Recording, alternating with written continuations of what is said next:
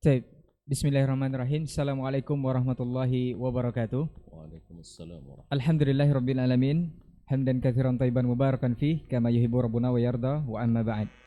91,1 FM Radio Robani, merajut ilmu dan peradaban, generasi Robani dan pemirsa KMTV dimanapun antum berada dan bisa menyimak siaran kita di kesempatan pagi hari ini. Alhamdulillah, kita bersyukur kepada Allah Subhanahu wa taala atas segala bentuk nikmat dan juga rahmatnya kepada kita bersama di kesempatan hari ini.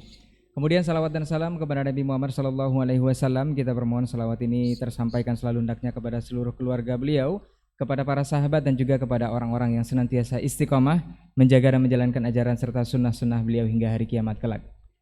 Taib generasi Robani dan pemirsa KMTV, kita kembali di program Pondasi Podcast Dakwah Islami. Alhamdulillah untuk kesempatan hari ini kita sudah memasuki episode yang ke-17. Dan saat ini kita sudah kedatangan guru kita, narasumber kita, Ustadz Dr. Dasman Yahya Ma'ali LCMA Hafizahullah Ta'ala. Semoga Allah selalu menjaga beliau. Kemudian di episode ke-17 ini kita akan membahas sebuah tema yang berkaitan erat dengan kondisi kita saat ini, khususnya kaum muslimin di bangsa Indonesia ini, yaitu fitnah merah jambu. Seperti apa dan bagaimana kita akan bahas bersama guru kita selama lebih kurang 1 jam ke depan, apa yang ada di balik fitnah merah jambu ini seperti apa dan bagaimana. Kita sapa dulu beliau untuk kesempatan hari ini. Assalamualaikum Ustaz. Waalaikumsalam Ahlan, warahmatullahi Ustaz. wabarakatuh. Ya marhaba. Kabar baik Ustaz? Alhamdulillah, sawal khair. Alhamdulillah Ustaz. Hayyakumullah labarab. Nah, barakallahu fikum Ustaz. Kita di kesempatan pagi hari ini sudah memasuki episode ke-17 untuk podcast kita Masya Allah. dan membahas satu tema yaitu fitnah merah jambu Ustaz. Ini Subhanallah. kalau dengar dari judul agak-agak menyejukkan Ustaz, karena merah jambu. Menarik nih merah jambu. Tapi ada apa di balik fitnah ini akan kita bahas. Mungkin pertama kali kita menyadari, bahkan sudah ma'ruf juga hampir sebagian besar, mungkin seluruh kaum muslimin Ustaz, sudah menyadari bahwa agama Islam, risalah yang dibawa Rasulullah SAW ini sudah jelas Ustaz, sudah clear. Ada yang mengatakan itu lailuha kana hariha, malamnya seperti siangnya Ustaz. Ya. Yang haram jelas, yang halal juga jelas, bahkan di tengah-tengahnya ada syubhat. Nah, di tengah-tengah syubhat ini ada juga fitnah Ustaz. Fitnah ini seperti apa, atau definisi fitnah ini, yang dimaksud fitnah ini seperti apa Ustaz dalam Islam, atau apa ini Ustaz? Nah, tafadhal. Barakallahu fiik. Bismillahirrahmanirrahim. Assalamualaikum warahmatullahi wabarakatuh. Waalaikumsalam. Alhamdulillahi rabbil alamin wal aqibatu lil muttaqin wala udwana illa 'alal zalimin. Ashhadu an la ilaha illallah wahdahu la syarika lah, al-malikul haqqul mubin, wa ashhadu anna Muhammadan abduhu wa rasuluhu as-sadiqul wa'dil amin, sallallahu alaihi wa ala alihi at-tayyibin wa azwaji tahirati ummahatil mu'minin wa ashabihi al-ghurril mayamin wattabi'ina lahum bi ihsan ila yaumin yamtazu fi ashabus shimali ashabil yamin wa ba'du. Para pemirsa, para pendengar Radio Robani 91,1 FM, dan para ikhwan dan akhwat alim ulama, cerdik pandai, tokoh adat, tokoh masyarakat, baik yang mendengar maupun yang menyaksikan dimanapun berada. Pertama, kita di pagi yang cerah ini, mudah-mudahan Allah cerahkan pula iman kita, cerahkan pula akal kita dan ilmu kita. Mudah-mudahan pertemuan ini membawa pencerahan pula bagi baik kita yang di studio, yang menyampaikan atau yang sedang berdialog dalam podcast ini, ataupun yang mendengarkan atau menyaksikan dimanapun berada. Kata pertama, kita bersyukur kepadanya karena masih diberikan kesempatan untuk berbenah. Yang keliru kita usahakan untuk meluruskan, yang salah kita mencoba untuk membenarkan, yang baik mudah-mudahan semakin baik insyaallah ta'ala. Oleh itu mari kita bersyukur kepadanya atas nikmat iman, nikmat Islam, nikmat ilmu yang Allah berikan. Selanjutnya salawat dan salam kepada baginda Nabi alaihi salatu wassalam yang telah tadi disinggung oleh saudara Kurey, bahwa beliau tinggalkan kita dalam keadaan atau di atas jalan yang terang benderang. Itu dalam hadis sahih dari Nabi alaihi salatu wassalam, taraktukum alal bayda lailuha kanahariha la yazighu anha illa halik. Aku tinggalkan kalian di atas jalan yang terang benderang. Malamnya terang juga seperti siang. Berarti tidak ada keraguan, la labsa fi wala raib. Tidak ada keraguan, tak ada campur aduknya. La yazighu anha illa halik. Tidak ada yang menyimpang daripadanya, melenceng daripadanya kecuali mesti binasa. Ini peringatan luar biasa dari Nabi SAW. Bagaimana untuk kita lurus, untuk kita kokoh, istiqamah di atas jalan yang terang itu. Dalam hadis juga sudah antum tadi rilis maknanya. Dalam hadis Nu'man ibn Bashir radhiyallahu ta'ala anhu diriwayatkan oleh Imam Muslim, innal halala bayyin wa innal harama bayyin. Sesungguhnya yang halal itu jelas, wa innal harama bayyin, dan sesungguhnya yang haram itu jelas. Wa bainahuma umurun mustabihat, cuman ada kawasan yang mustabihat. Imam Asy-Syafi'i rahimahullah mengatakan bahwa sunnah itu bagi ahlul ilmi, orang yang berilmu, dua saja, yaitu wadihul bayan atau mustabihatul bayan, yaitu yang terang atau istibah, ada keraguan. Yang disebut oleh Nabi, la ya'lamuha katsirun minan nas, banyak yang tidak tahu tapi ada yang tahu. Banyak yang tidak tahu tapi ada yang tahu. Tapi kata Imam Asy-Syafi'i rahimahullah, bagi orang yang walaysa min ahli ilmi atau min ahli jahli, bagi mereka yang ada adalah mukhtalifatul bayan, artinya terjadi kontradiksi, jadi semuanya ikhtilaf. Tapi bagi ahlul ilmi, bagi mereka adalah mustabihatul bayan, ada yang tahu ada yang tidak di antara para ulama. Tapi kalau yang mukhtalif seolah-olah membenturkan antara satu dengan yang lain di sunnah-sunnah Nabi SAW. Ma'asyarul kiram dirahmati Allah SWT. Nah, kembali ke tadi, adanya umur mustabihat ini, Nabi memberikan solusi yang solutif. Kan ada solusi tapi tidak solutif. Solusi yang sifatnya hanya kadang-kadang win-win solution, bagaimana semua pihak senang, tapi sebenarnya bukan solusi yang benar. Nabi katakan solusinya menjauhi. Faman ittaqas syubuhat faqad istabra'a lidinihi wa irdihi wa man waqa'a fis syubuhat waqa'a fil haram. Siapa yang menjauhi syubhat, dia telah menyelamatkan agamanya dan kehormatan dirinya, kehormatannya. Artinya dia selamat agamanya, jelas tidak akan dicela oleh Allah Subhanahu wa taala. Kemudian menyelamatkan harga dirinya, dia juga akan selamat daripada hujatan daripada orang karena kesalahannya. Kalau dihujat karena kebenaran itu tidak merusak harga diri, tapi dihujat karena melakukan kesalahan, ini merusak harga diri kita. Kenapa dihujat sebulan? Oh, karena dia keras memperjuangkan kebenaran. Anda, ini bukan aib. Ya, karena dia dihujat karena memperjuangkan kebenaran, tidak mau menerima kecuali sunnah Nabi SAW. Ini bukan mengurangi, tapi ini credit point baginya. Tapi kalau seandainya kenapa dia dihujat? Karena isi kajiannya hanya syubhat saja, ya, artinya kesesatan dan sebagainya. Nasallallahu alaihi wasallam. Nah, kembali ke pokok masalah kita, yaitu fitnah merah jambu. Ini seperti jambu, ya, bagi yang tidak berpengalaman, ya, melihat merahnya itu sangat menggiurkan, tergoda ya. Iya. Ya, biasanya yang sudah merah itu manis. Dan kalau bersih kulitnya, biasa di dalam juga bersih. Tapi yang berpengalaman, yang sudah tahu, tidak semua jambu merah itu manis. Kadang sebagian hanya untuk rujak pasnya. Untuk dirujak pas. Tapi kalau untuk dikonsumsi langsung kadang tidak bagus. Yang kemudian juga tidak semua yang bersih kulit dari bawah luar itu otomatis juga layak konsumsi, karena tidak sedikit pula baulat. Tidak baulat. Ini mungkin dimaksud oleh saudara dengan fitnah beras jambu ini.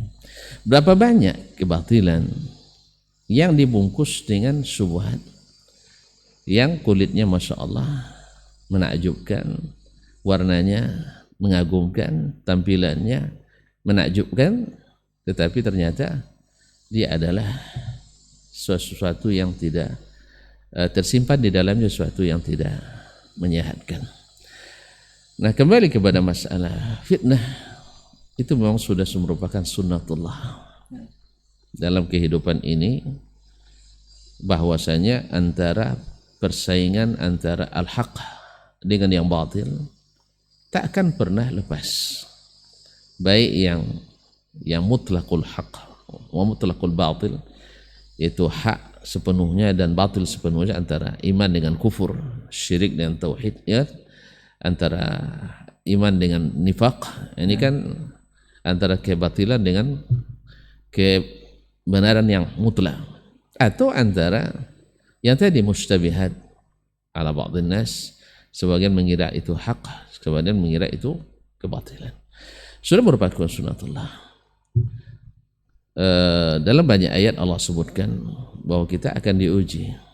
Di antaranya dalam surah Asy-Syu'ara, Allah SWT berfirman, a'udzubillahi minasyaitonirrajim, bismillahirrahmanirrahim, alif lam mim, ahasiban nasu ayyutraku ayyaqulu amanna wa hum la yuftanun wa laqad fatanna alladhina min qablihim fala ya'lamanna Allahu alladhina sadaqu wa la ya'lamanna al-kadzibin. Alif lam mim. Apakah manusia mengira mereka dibiarkan mengatakan amanna wa hum la yuftanun, padahal mereka tidak diuji.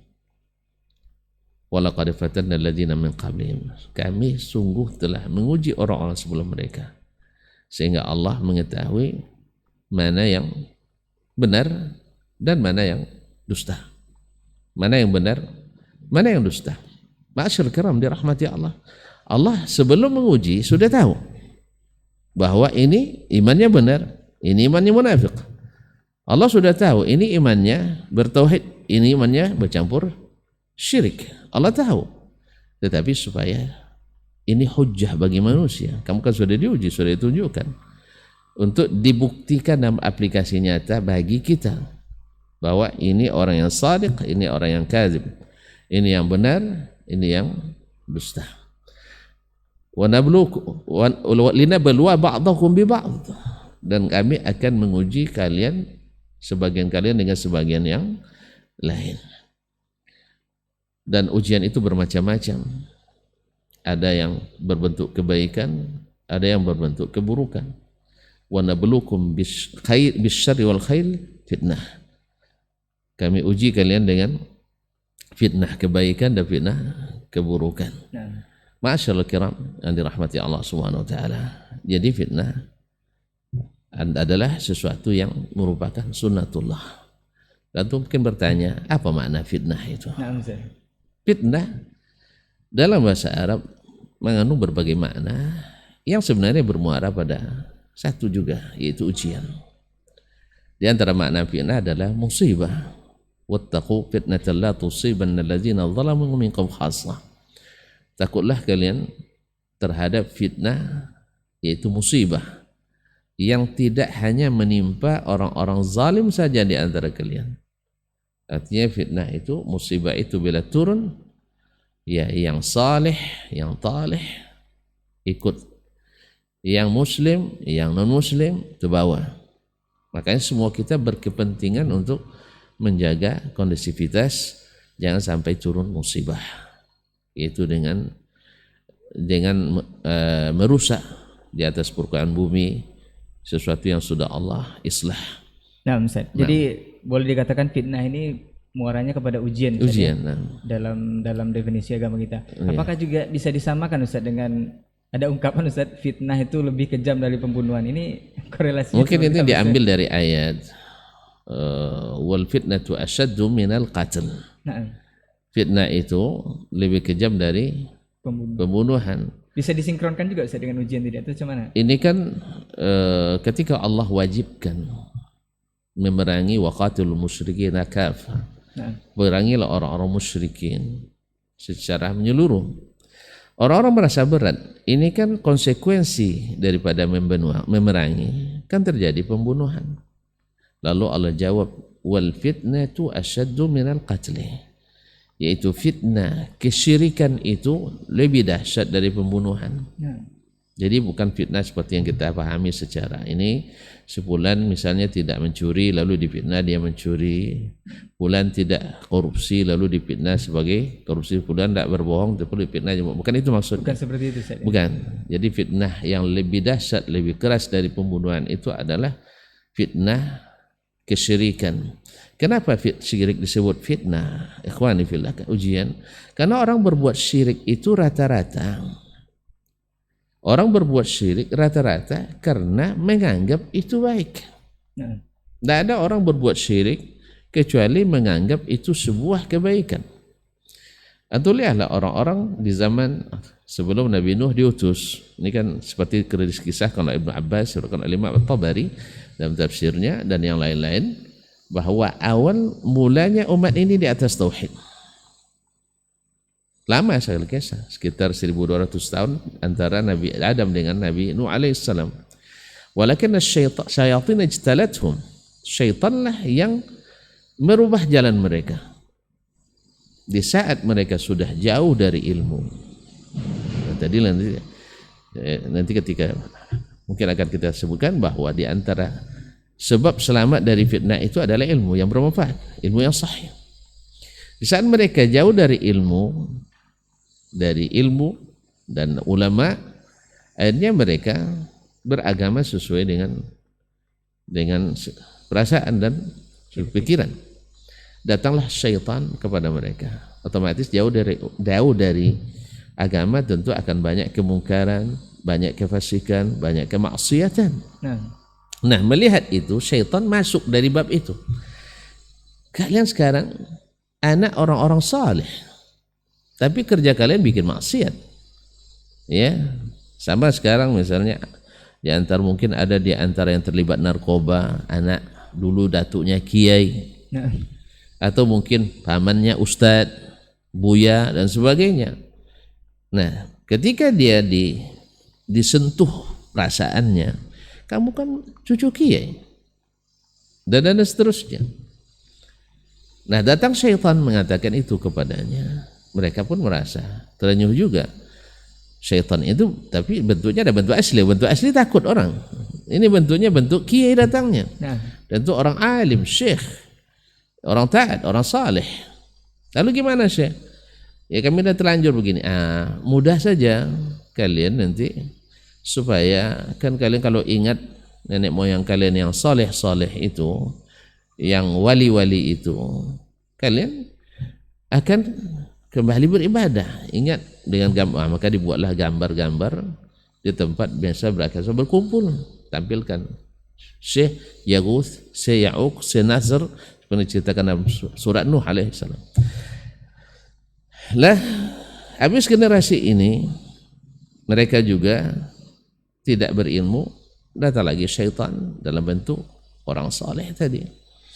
Lalu dibisikkan lagi atau disampaikan mereka, ini gambar-gambar untuk apa? Kalian tetap juga maksiat. Ya, gimana doa kalian nak dikabulkan Allah SWT? Kalian mau ada maksiat. Lalu kata mereka, ini untuk mengingatkan kami kepada mereka, sehingga ketika melihat mereka itu kami tertarik untuk beribadah kepada Allah Taala. Kata syaitan, salah. Mereka ini, kalian kalau berdoa, kalian orang-orang pendosa. Kalau kalian pendosa, tidak mungkin dikabulkan doa kalian. Mereka ini orang-orang yang dekat kepada Allah. Memang mereka orang saleh, dekat kepada Allah memang. Yang orang saleh kan dekat kepada Allah SWT. Lalu karena orang ini tidak berilmu, maka dimintalah berdoa melalui orang ini kepada Allah Taala. secara logis bisa terima. Sebab seorang pendurhaka misalnya yang selalu melanggar aturan dan DPO, tiba-tiba nak menyampaikan sesuatu keinginannya kepada pejabat yang terkait, baik gubernur, bupati, wali kota atau bahkan presiden, lalu dia datang tiba-tiba, ya bakal ditangkap. Ditolak Ustaz. Bukan ditolak aja, bakal ditangkap. Nah, Borgol dan dibawa ke penjara. dieksekusi. Dieksekusi. Jadi bukan dapat tujuannya. Nah, Akhirnya gimana caranya? Cari orang-orang yang dekat, koneksi, apalagi sekeluarga sendiri. Tadi orang-orang saleh itu keluarga sendiri atau ada hubungannya. baik. Akhirnya melalui itu masuklah kesyirikan kepada ujung-ujungnya mereka kalau tidak melalui orang itu tidak merasa berdoa. Dan ujung-ujung nanti berdoa langsung ke mereka. Jadi secara berangsur dan pasti subuhat itu datang kepada mereka di saat ilmu tidak ada. Jadi ikhwani akhwati fillah, para pendengar, para pemirsa yang dirahmati Allah Subhanahu wa taala. Beginilah fitnah itu datang melalui fitnah pikiran, fitnah perasaan dan sebagainya. Nah Ustaz, dari fitnah pikiran juga Ustaz, yang terdengarnya memang merah jambu sekali Ustaz. Ada ungkapan dari salah seorang tokoh kenegaraan kalau tidak salah, ini mengatakan bahwa warawiri yang terjadi di negara kita saat ini, khususnya kondisi kaum muslimin, itu bahwa agama Allah itu tidak perlu dibela Ustaz, karena Allah sendiri itu maha kuat Ustaz. Nah, Sesuai yang difirmankannya dalam Al-Quran. Jadi tidak perlu dibela, biarkan saja seperti itu. Karena kita yang lemah ini tidak mungkin Ustaz untuk menolong agama Allah. Ini terdengarnya manis Ustaz. Ini seperti apa Ustaz? ya seperti tadi merah jambu. Ya dilihat dari warnanya licin, ditimpa matahari mantulkan cahaya. Nah, Masya Allah, tergiur kita mendengarnya. Betul juga, untuk apa kita bersusah payah? Apalagi surga ke milik Allah. nah, Agama milik Allah. Kalau Allah kehendaki pasti akan Allah menangkan. Dan itu janji Allah Subhanahu wa taala. Wa kana haqqan 'alaina nasrul mu'minin. Adalah hak kami untuk menolong orang-orang beriman. Tanpa ditolong pun agama ini akan Allah. Illa tansuru faqad nasarahu Allah. Kalau kalian tak mau menolongnya, Allah akan menolongnya. Subhanallah. Ini kalimatu haqq. Tetapi yuradu bil batil. Yaitu kalimatnya benar. Allah maha kuat, agamanya Allah yang miliki tanpa kita. Ya. Alam tara anna Allah khalaqas samawati wal arda bil haqqi wa iyyasha yudhibkum wa ya'ti biqaumin akharin wa ma dzalika 'ala Allah bi aziz. Tidakkah kalian perhatikan Allah menciptakan langit dan bumi dengan hak? Kalau Allah kehendaki Allah hilangkan kalian semuanya, diganti dengan kaum yang lain. Betul. Tapi apakah ini berdasarkan ilmu atau berdasarkan syubhat? Apa dasarnya bahwa agama ini tidak perlu ditolong oleh kita? Apa dasarnya? Pikiran. Pikiran bukan agama. Disinilah pentingnya merujuk kepada orang-orang yang berilmu, bukan orang yang berpikir. Saya mohon maaf, mungkin banyak para pemikir tersinggung oleh saya mungkin. Saya katakan bahwa pemikir tidak semuanya berilmu, tapi orang berilmu mesti berpikir. Makanya pemikir, karena kalau tidak berilmu pikirannya tidak sehat. Orang yang berpikir tapi tak berdasarkan ilmu pasti hasilnya tidak sehat pada umumnya. aneh-aneh yang keluar. Aneh keluar. Makanya orang-orang Mu'tazilah itu bukan orang biasa. Orang-orang yang orientalis, liberalis itu bukan orang biasa pikirannya. Tetapi karena dia tidak berilmu, akhirnya hasilnya seperti tadi. Nah, bagaimana konteksnya? Kita lihat Nabi alaihissalatu wassalam. Ya, bahkan seluruh Nabi Rasul, tapi kita ambil contohnya Nabi kita alaihissalatu wassalam. Nabi alaihissalatu wassalam ketika mendakwahkan agama ini, ya kalau tadi dikatakan bahwa tidak perlu dibela, untuk apa Nabi bersusah payah? Nah, Sampai Nabi alaihissalatu wassalam, ya kalau kita baca sirah, lalu dengan keadaan kita hari ini, kita hadir masa itu, saya takut kita jadi pengikut Abu Jahal lebih banyak. Ya, dengan cara beragama kita hari ini dan hadir pada waktu itu, kita mungkin tidak lulus ujian. Sebab apa? Sebab kebanyakan tidak akan menerima dakwah Nabi waktu itu. Kebanyakan. Padahal Nabi yang terbaik di antara mereka, Nabi yang tercatat al-amin dan amanah di antara mereka, Nabi yang senantiasa berbuat baik kepada masyarakatnya, tetap ditolak oleh mereka. Alasannya apa? Karena tidak sesuai dengan kearifan lokal, tidak sesuai dengan budaya Arab. Nah, tiba-tiba kita hari ini menolak Islam dengan alasan tidak sesuai budaya Nusantara. Dulu Abu Jahal dan kawan-kawan menolak karena tidak sesuai dengan budaya Arab. Sekarang menolak karena tidak sesuai dengan budaya Indonesia. Nanti datang lagi Australia menolak Islam karena sesuai dengan budaya Australia. Amerika menolak juga dengan alasan yang sama. Akhirnya kita jadi ikut Abu Jahal semua. Jadi semuanya selalu dengan alasan tidak sesuai dengan tradisi lokal. Abu Jahal dulu bilang tidak sesuai dengan Arab. Sekarang kita katakan itu sesuai untuk Arab. Berarti mana yang benar? Abu Jahal atau Abu? Kaum muslimin dan muslimat dirahmati Allah. Ini sebenarnya alasan kekufuran dimanapun. Alasan orang-orang yang tidak mau menerima Islam dimanapun alasannya sama. Andainya Nabi diutus pula di Nusantara ini pasti juga akan ditolak dengan alasan yang sama, tidak sesuai dengan budaya lokal. Tapi jangan dipahami bahwa semua budaya lokal diberangus oleh Nabi SAW. Demi Allah tidak. Yang budaya yang dihilangkan itu ya memang buruk-buruk. Budaya prostitusi dihilangkan, budaya narkoba dihapuskan, budaya judi dihilangkan. Kan itu yang budaya syirik dihapuskan. Karena syirik itu kerusakan paling besar di dunia ini, syirik lah. Dosa itu dihilangkan. Cuma Nabi SAW ingat, ini kan jangan salah paham pula dengan kasus hari ini kan, bahwa orang melakukan tindakan-tindakan yang tanpa perhitungan. Kadang-kadang juga mungkin ada yang bermain di situ. Dan jangan juga ada yang bermain di situ untuk memfitnah umat Islam. Kita harus hati-hati juga menerima berita. Mungkin ada orang yang sengaja membuat sesuatu modus, satu alibi untuk menyudutkan kita umat Islam. Karena memang syirik wajib kita benci dalam keadaan apapun. Tetapi untuk melakukan tindakan brutal, anarkis juga tidak dibenarkan. Yang menimbulkan polemik, kekecauan tidak dibenarkan. Tuan-tuan masih ingat Nabi SAW dulu ketika turun setelah Isra dan Mi'raj. Berarti kan wajib, salat dah wajib kan? Dah wajib salat kan? Nah. Mereka salat ke mana? Hah? Di mana mereka salatnya? Di Ka'bah. Di Ka'bah. Taib. Mereka sholat di Ka'bah. Itu yang ke Aqsa itu ketika hijrah ke Madinah. Nah, sholat di Ka'bah ada apa di dalamnya? Berhala. Hah? Ada berhala, betul kan? Betul ada berhala di Ka'bah? Nah. Ada enggak? Enggak ada ya? Ada. Ada banyak. Berhala, 360 ekor. Kapan baru dikeluarkan berhala itu? Setelah Fatu Mekah. Setelah Fatu Mekah. Nah. Setelah 8 tahun Nabi hijrah. Tahun ke-8 Hijriah baru bisa dikeluarkan. Kemudian setelah Fathu Makkah, orang musyrikin masih juga boleh haji lagi. Makanya tahun ke-9 Nabi tidak haji. Apa sebab? Karena masih bercampur orang Islam dengan orang musyrikin. Nah, tahun ke-11 baru Nabi naik haji.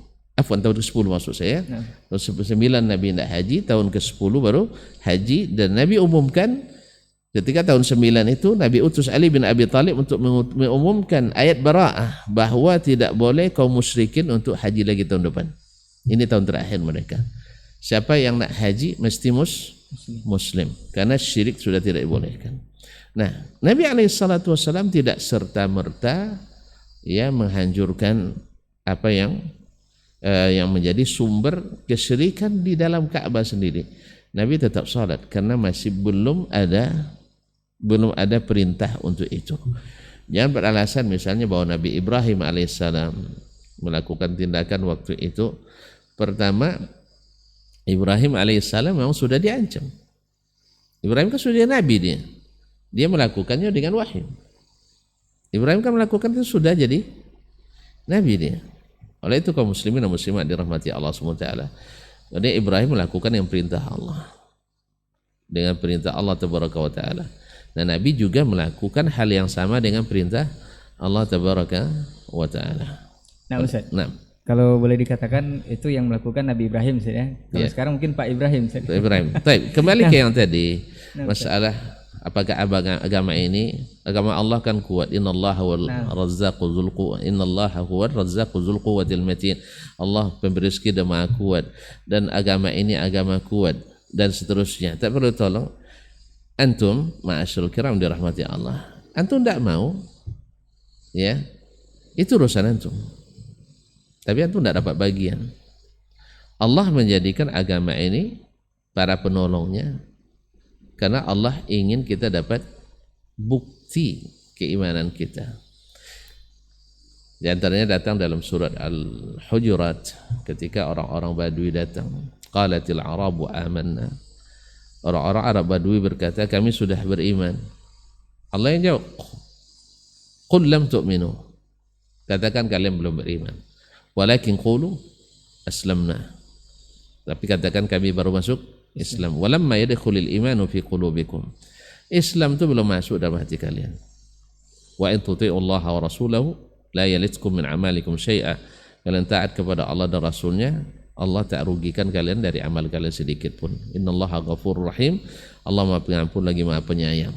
Kemudian baru Allah jelaskan, innamal mu'minuna alladzina amanu billahi wa rasulihi thumma lam yartabu wa jahadu.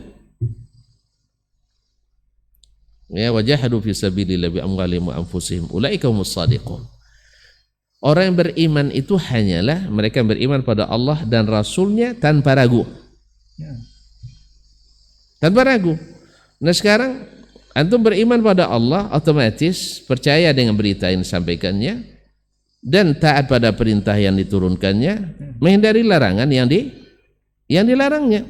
Demikian juga dengan Rasul sallallahu alaihi wasallam, membenarkan beritanya, mentaati perintahnya, meninggalkan larangannya, dan tidak beribadah kepada Allah kecuali dengan apa yang Dia syariatkan. Nah sekarang termasuk dalam syariat Nabi apa? Yaitu membela agamanya. Membela agamanya. Bersepah dalilnya dalam Al-Quran dan hadis bahwa orang yang beragama ini ya mesti berzakat kalau sampai nisabnya. Ini dalam rangka juga membela agama, karena di antara nisab itu adalah orang-orang yang diharapkan masuk Islam dapat nisab, dapat zakat dia. Kemudian untuk orang yang berjihad fisabilillah, coba zakat yang merupakan rukun Islam, bagian di antaranya adalah fisabilillah, untuk berjihad, orang yang berjihad fisabilillah yang meninggalkan agama Allah SWT. Kemudian Allah tabaraka ta'ala ayat besarnya, ya ayyuhallazina amanu sabiru wa sabiru wa rabitu. Ya, dalam hadis Nabi sallallahu alaihi wasallam yang ribat, yaitu berjaga di perbatasan negara Islam, itu luar biasa nilai pahala di sisi Allah Subhanahu wa taala. Kemudian Allah puji-puji orang-orang mujahidin yang berjihad fisabilillah untuk menegakkan agama Allah. Dan demikian pula orang-orang yang berjuang menegakkan agama dengan ilmu yang bermanfaat, disetarakan dengan jihad dan seterusnya. Jadi kalimat tadi tidak perlu dibela. Memang antum belum masuk Islam, belum masuk iman ke dalam hati antum. Iman itu belum masuk, walaupun sudah termasuk Islam yang mungkin masuk jenis ABC ya. Jadi belum masuk Islam, belum masuk iman. Iman itu orang yang beriman pada Allah dan Rasulnya dengan benar tanpa ragu, kemudian wajahadu fi sabilillah, berjihad di jalan Allah, bi amwalihim, dengan harta mereka, wa anfusihim, dan jiwa mereka. Kenapa harta dan jiwa disebutkan?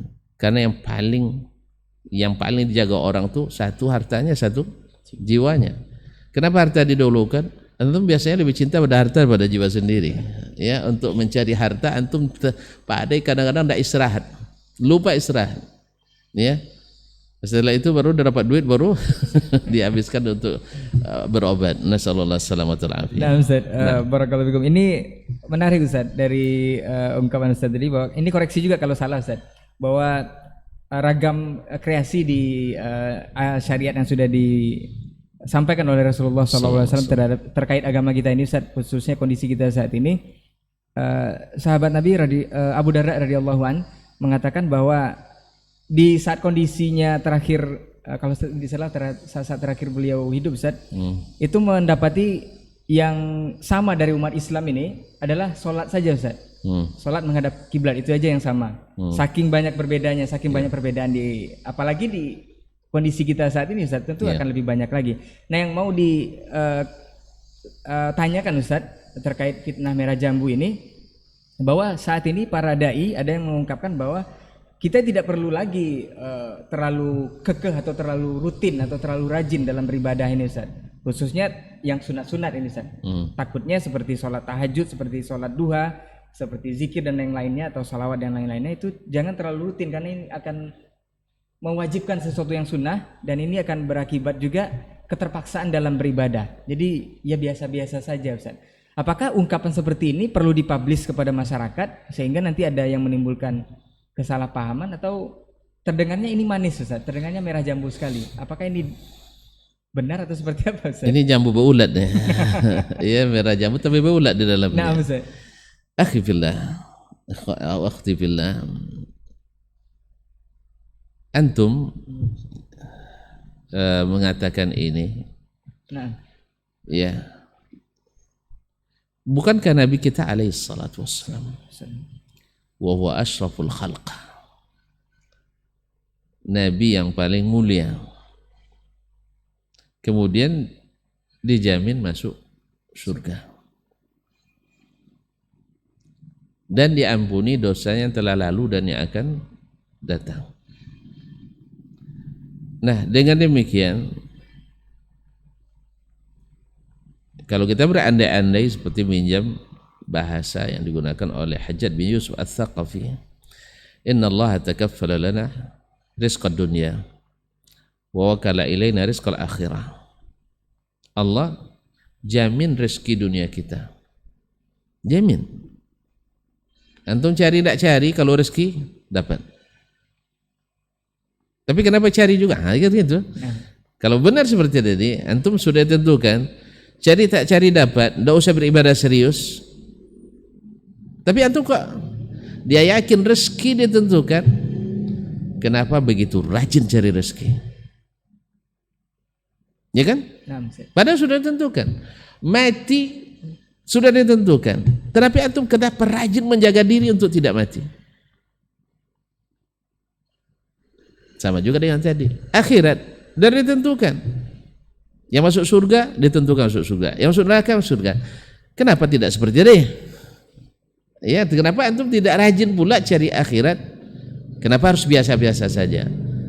Kenapa antum juga cari rezeki tidak biasa-biasa saja? Dibalik aja logika tadi. Dibalik logikanya. Berarti ternyata antum mau tidak sehat cara berpikirnya. Yang dijamin antum mati-matian mencarinya, ya baik dari tingkat personal sampai ke tingkat negara, yang selalu jadi pusat pembicaraan kita adalah masalah ekonomi. Padahal Allah jamin ekonomi itu. Asal taat kepadanya, beriman, bertakwa kepadanya, jamin itu. Tidak terlalu susah ngurus ekonomi itu. Tapi yang ngurus agama ini yang paling susah. Lalu antum dengan alasan bahwa sesuatu yang sudah ditentukan, paling antum tidak dijamin masuk surga kan? Kalau dijamin mati dijamin kan? Rezeki selama hidup masih dijamin kan? Apapun caranya, nah halal tidak haram, tapi yang jelas rezeki antum dijamin. Kenapa tidak serius? Kenapa serius sekali cari rezeki? Yang namanya jabatan antum, nak jadi gubernur, jadi bupati, jadi menteri, kan dijamin itu, sudah ditentukan dalam takdir Allah Ta'ala. Kan yakin katanya itu. Tetapi kenapa sampai begitu getol sekali untuk bikin tim sukses? Kadang-kadang bikin kesyirikan pula. Ya datang ke kayu besar, entah ngapain di situ gitu. Kadang-kadang serahkan duit miliaran untuk mendapatkannya. Nah, akhirat itu jauh lebih berharga dari itu, kawan. Yaitu 2 rakaat salat sunat subuh lebih berharga dari seluruh dunia dan isinya ini. Dunia dan isinya ada menteri di dalamnya, ada raja dalamnya, ada gubernur dalamnya, ada bupati, ada wali kota, ada jenderal, ada kopral, ada semuanya, pengusaha, konglomerat dan kolong melarat, semua ada di sana. Lewat Ustaz ya? Itu lewat. Harusnya ini harus lebih serius sih daripada yang ngejar kerja yang hanya tak seberapa. Tapi sulit sekali dilakukan Ustaz ya. Iya karena cara berpikir tadi udah rusak. Katanya orang-orang ahli berpikir, tapi enggak itu tadi karenanya tidak masuk iman dalam dadanya. Maka kita lihat Nabi SAW jamin masuk surga. Beliau semakin bersemangat beribadah. Tidak pernah dia sholat tinggal 5 waktu berjamaah. Tidak pernah dia meninggal zikir pagi dan petang. Tidak pernah dia meninggal apa yang disebut tadi sholat duha, sholat tahajud dan sholat malam, sholat witir, puasa sunat terus, berinfak, bersedekah, menjaga orang, berjihad fisabilillah. Tidak ada berhenti. Karena dia tahu di samping dia cerdas akalnya, berilmu dadanya. Sehingga pikiran yang didukung ilmu sehat hasilnya, tapi pikiran yang tanpa ilmu sakit hasilnya. Ini yang perbedaan pemikir dan berilmu tadi. Itu bedanya. Orang yang berilmu berpikir tapi dengan ilmu yang dimaksud bukan ilmu yang hasil pikiran manusia, bukan itu. Ya. Nah, itu sama semua orang yang muslim dan muslim ada sama di situ semuanya pikiran seperti itu. Tapi yang Allah turunkan bagaimana diarahkan kita kepada dunia ini untuk mencapai akhirat. Nah, maka tidak ada secara ilmu. Apaan? Bukti empirisnya nggak ada, orang tak serius beragama masuk surga. Ya, bahkan yang serius saja masuk surga di akhirat, ya belum tentu juga masuk surga. Kalau tidak Allah rahmati. Dan rahmat itu diundang dengan apa? Dengan membuat Allah ridha pada kita. Allah tak suka pada orang yang tidak menunaikan kewajiban. Allah tidak suka pada orang yang tidak menunaikan yang sunat-sunat. Buktinya Allah SWT mengatakan dalam hadis qudsi, ma taqarraba ilayya 'abdi bi syai'in bi 'amalin ahabba ilayya mimma aftaratuhu alaih. Aku tidak menyenangi seorang hamba yang mendekatkan diri kepadaku yang lebih aku senangi daripada dia mengerjakan yang wajib. Wala yazalu 'abdi yataqarrabu ilayya bin nawafil uhibbah. Hambaku senantiasa mendekatkan diri kepadaku dengan yang sunat-sunat sampai aku mencintainya. Jadi cinta Allah kepada kita dengan melakukan yang sunat. Kalau wajib memang sudah taklif, sudah kewajiban Ustaz. Iya. Antum ikhwani fillah. Antum ibarat pedagang. Mengembalikan modal wajib kan? Wajib. Cari keuntungan? Sunat. Saya nak tanya ke pedagang. Nak balikkan modal atau nak cari untung? Hah? Coba, tidak ada pedagang kecuali yang dikejarnya untung. Kadang-kadang ngejar untung habis modal. Iya tak? Ini subhanallah. Bahkan dalam agama itu orang banyak praktik seperti itu. Ngejar untung, modal hilang. Ya gara-gara ngejar ziarah kubur, sholat maghrib berjamaah hilang. Ini kadang lucu. Gara-gara muhasabah dari pagi, ya dari waktu duha sampai jam 11.30, pas azan zuhur dia hilang. Ada cari kejar yang untung tadi. Jadi sebenarnya kita semua ini nak cari untung akhir. Makanya jangan katakan yang sunat-sunat itu jangan diwajibkan. Bukan, tidak ada kita yang mewajibkan yang sunat. Tetapi setiap peluang akan kita manfaatkan. Antum misalnya ini di toko ada jual barang dengan harga 2 juta, ada jual mur yang harganya 2.000 rupiah. Lalu datang orang nak beli mur, antum tidak layani. Hanya yang jual 2 juta. Yang 2 juta sekali sebulan datangnya. Yang mur tiap hari datangnya. Ya sih? Baik. Maka antum ambil yang sunat-sunat tadi. Mungkin jual mur baut itu dalam sebulan mengalahkan transaksi 2 juta tadi. Ya tak? Kadang 2 juta kredit tidak bayar pula. Allah musta'an. Oleh sebab itu, kita umat ini, dimanapun profesi apapun kita, pasti keuntungan kita kejar. Dan itu ada pada yang sunat-sunat tadi. Wallahu ta'ala. Baik Ustaz. Fadhal Ustaz sambil minum. Hayakallah barakallah. Berbicara tentang sholat tadi Ustaz. Katanya sholat itu ada terkandung kalimat atau bacaan sholawat Ustaz. Ini ada yang mengatakan bahwa kalau kita bersolawat ini akan dibalas oleh Allah Subhanahu wa taala berkali-kali lipat. Bahkan Allah dan malaikatnya juga bersalawat kepada Nabi kita sallallahu alaihi wasallam. Tetapi ada yang mengatakan bahwa saking agungnya salawat ini, salawat kepada Nabi itu dilakukan rutin. Bahkan menganggap bahwa salawat ini lebih wajib dari sholat Ustaz. Karena kalau tidak ada salawat, sholat tidak naik ke atas. merah jambu juga Ustaz. Ini pertanyaan Ini seperti apa ikhwani fillah, mungkin kita yang salah paham mungkin. Nah Ustaz. Mungkin kita salah paham apa yang dimaksudkan. Mungkin maksudnya adalah orang yang tak baca selawat dalam sholatnya tidak sah sholatnya. Nah. Karena baca selawat dalam sholat itu rukun. Ya, itu rukun. Maka kalau seandainya dikatakan bahwa sholat tidak diangkat, tidak diterima karena tidak ada selawat di dalamnya, ya benar. Mudah-mudahan ini yang dimaksudkan.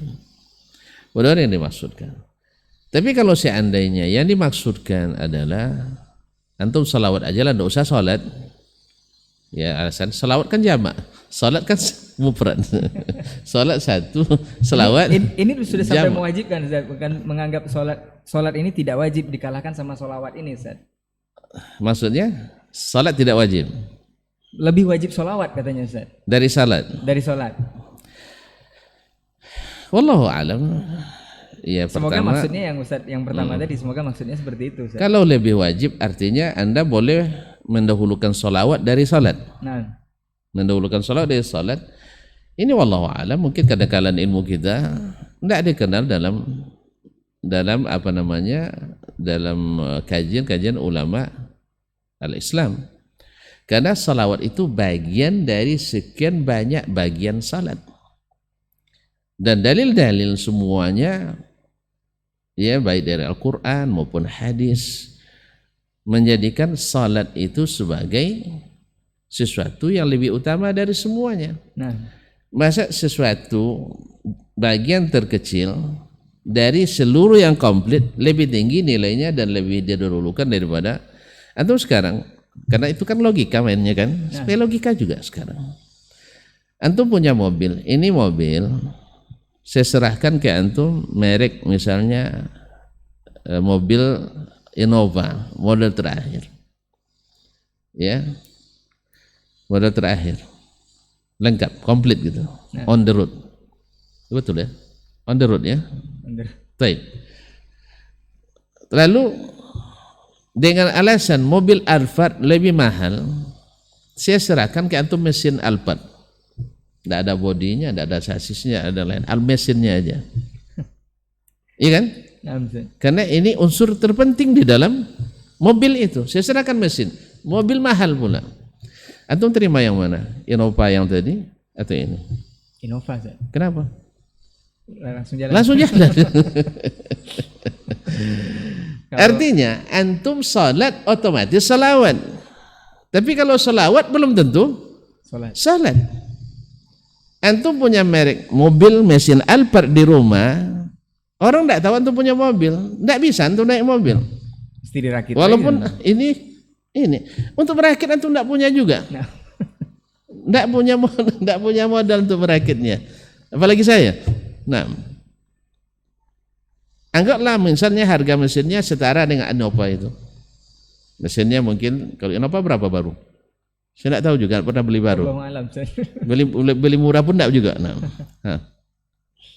Anggaplah misalnya 300 juta. Ini mesinnya juga 300 juta. Antum pilih yang ini atau yang ini? Innova dan Kenapa? Ini secara logis ya, kita bicara secara logika ini. Memang unsur termasuk unsur terpenting dalam salat adalah salawat. Nah, salah satu unsur penting ini tidak mungkin mengalahkan yang komplit. Ini kan saya buat kiasnya Innova dengan Alphard ya. Nah. Andainya ini Alphard komplit, ini Alphard mesinnya aja, antum pilih yang mana? Yang komplit Ustaz. Yang komplit juga. Ini baru yang merek berbeda, harga Innova kan lebih jauh di bawah Alphard. Alphard itu mungkin berapa ya? 1,4 miliar ya. Innova kurang 400 juta mungkin. Seperempatnya. Tapi antum pilih mesinnya atau pilih ini? Apalagi ini mesin Alphard, ini mobil Alphard. Antum pilih mesinnya. Saya kira antum ya gimana cara berpikir antum ya? Saya kira antum ada sesuatu dalam pikiran antum ya. Ada sesuatu yang tidak beres dalam pikiran kita. Ya ini tinggal istilahnya dalam bahasa kampung saya tinggal macak lagi. Tinggal starter jalan ya. Ini harus masuk mesin dulu, cari modal dulu. Ya antum utamakan yang ini daripada yang ini. Jelas ya? Ini secara logika aja kaum muslimin dan muslimat dirahmati Allah SWT. Ini kantor, unsur terpenting dalam kantor manajernya, misalnya itu direkturnya. Ya, Nah, antum tinggal pilih direktur atau kantor lengkap dengan direkturnya dengan staf-staf sampai ke staf paling office boy-nya sampai cleaning service-nya. Itu pilih yang mana? otomatis yang komplit. Ya komplit. Makanya kalau ada yang mengutamakan itu, mungkin kita salah paham barangkali, wallahu alam ya, mungkin kita yang salah paham. Ya kalau itu, tapi kalau itu betul maksudnya, ya selawat lebih penting dari salat. Ini wallahu alam ya. Tidak ada ulama yang mengatakan seperti itu. Ya ulama ya. Ya sepanjang saya tahu tidak ada yang mengatakan itu. Tapi kalau mengatakan salawat itu banyak fadilatnya, Ibnu Qayyim menyebutkan banyak sekali, puluhan bahkan ratusan. Silakan aja baca kitab Jala'ul Afham, kitab fi fadli as-salatu wassalam. Jadi ala Nabi Sayyidil Anam. Jadi yang mengatakan bahwa salah satu dari unsur penting lebih mahal daripada yang komplit, ini wallahu alam secara logika juga susah kita, apalagi secara ilmu juga tidak ada alasannya yang kita ketahui wallahu alam, karena awwalu ma yuhasabu alaihi al-'abdu yaumal qiyamah as-salah. Yang pertama dihisab hari kiamat salat. Kecuali salatnya di sini ditakwilkan lagi jadi makna salawat. Ini kita dalam bermain-main kadang ya bermain-main kita. Karena ahli takwil itu bisa aja bermain-main. Salat itu kan bahasa Arabnya, salawat itu bahasa Arab kan salat juga. Wassalatu wassalamu ala Rasulillah. Bahasa kita yang salawat namanya. Kadang kan bahasa Arab jamak salat juga salawat gitu. Kalau yang dimaksud adalah salat 5 waktu, ya selesai, tidak ada masalah lagi. Ya kalau maksudnya salawat lebih baik daripada salat, maknanya salawat jamak 5 waktu lebih baik daripada 1 waktu. Kalau itu maksudnya, ya angkat tangan kita betul. Bahwasanya salat 5 waktu lebih baik dari salat 1 waktu. Mana tahu bermain-main bahasa kan? Salawat lebih baik daripada salat. Salawat jamak. Salat itu kan jamak. Wassalawatul khams. Salat 5 waktu lebih baik daripada salat 1 waktu. Kalau itu maksudnya, ya benar sekali.